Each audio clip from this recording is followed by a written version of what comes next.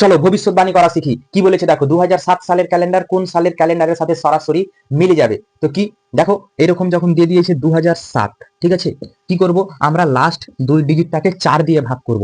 দেখো 707, ঠিক আছে, তো এটাকে আমরা শূন্যটা না নিলেও কোনো ব্যাপার নাই, তো 4 দিয়ে ভাগ করছি। দেখো 4 একে 4, ভাগশেষ কত দেখো 3।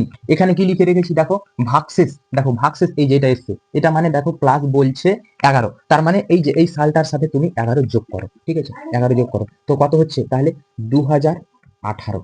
দেখো 2018 সালের ক্যালেন্ডারের সাথে 2007 সালের ক্যালেন্ডার সরাসরি হুবহু মিলে যাবে। যদি তোমার বিশ্বাস না হয় তুমি গুগল করে দেখতে পারো 2007 সালের ক্যালেন্ডার আর 2008 সালের ক্যালেন্ডারের মধ্যে মিল আছে কিনা।